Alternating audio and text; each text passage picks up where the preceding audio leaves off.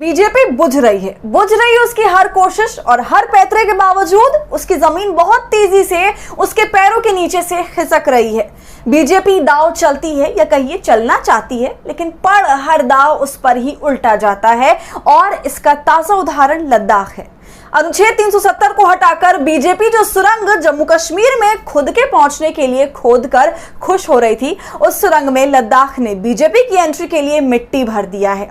अखंड फलाना अखंड ढिमकाना की जो दलीलें बीजेपी देश भर में देती फिरती है, उस बीजेपी को लद्दाख ने अपने सामने खंड खंड कर दिया है। करीब 5 साल के अंतराल के बाद जब अविभाजित जम्मू कश्मीर में चुनाव हुए तो परिणाम ने बीजेपी के सामने अविभाजित जम्मू कश्मीर में अस्तित्व का संकट खड़ा कर दिया।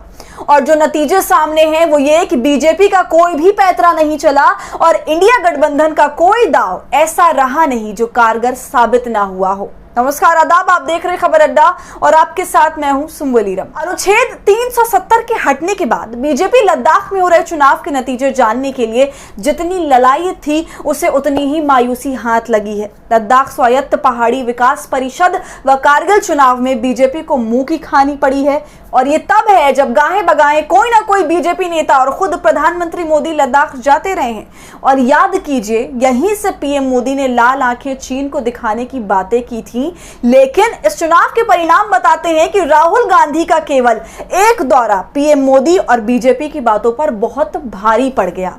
अपनी भारत जोड़ो यात्रा के बाद जब राहुल गांधी लद्दाख पहुंचे थे, तब से ही माहौल ये साफ हो गया था कि लद्दाख के दिल में आखिर है कौन, और इस चुनाव के परिणाम ने बता दिया कि लद्दाख के दिल में इंडिया है। उसे इंडिया पर भरोसा है। इंडिया बोले तो इस देश के साथ ही वो गठबंधन भी जिसका नाम इंडिया है। 26 सीटों पर हुए इस चुनाव में पहली बार परिषद चुनाव में इस्तेमाल होने वाले ईवीएम का प्रयोग हुआ और इसमें कांग्रेस और एनसी ने क्लीन स्वीप करते हुए 21 सीटों पर जीत दर्ज की, तो वहीं बीजेपी को 2, आईएनडीपी को 1 सीट और कुछ सीटें निर्दलीय उम्मीदवारों के खाते में गई।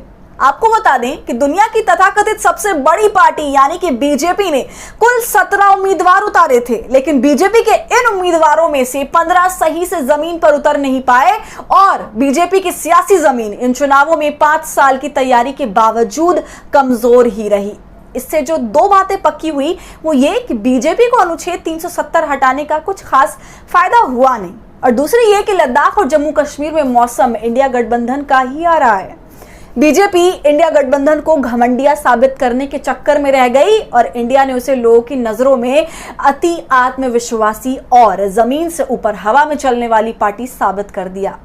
अब सीटों के गणित को समझने के बाद आइए जनसंख्या के हिसाब से भी आपको इस जीत के मायने समझा देते हैं। भाई, जाहिर सी बात है कि लद्दाख की आबादी बहुत बड़ी नहीं है, लेकिन कहीं से भी ये इतनी भी कम नहीं है कि इसे हल्के में लिया जाए या बीजेपी इस हार को नजरअंदाज कर दे।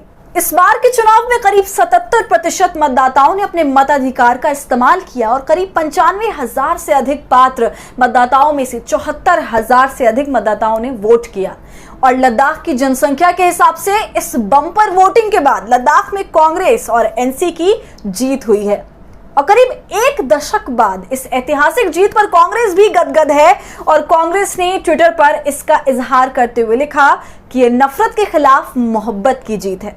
लेकिन आप इस जीत को किस तरह से देखते हैं, हमसे कमेंट सेक्शन में जरूर साझा कीजिए। और हमारे फ्री जर्नलिज्म को आपके सपोर्ट की जरूरत है। वो तभी होगा जब आप जितना ज्यादा यूट्यूब पर ज्वाइन का बटन इस्तेमाल कर हमारे मेंबर बनेंगे और इससे हमारी हौसला अफजाई करेंगे। साथ ही अगर आप हमारी ये वीडियो को यूट्यूब पर देख रहे हैं तो हमारे चैनल को सब्सक्राइब करें। फेसबुक और इंस्टाग्राम पर देख रहे हैं तो खबर अड्डा को फॉलो कर लें।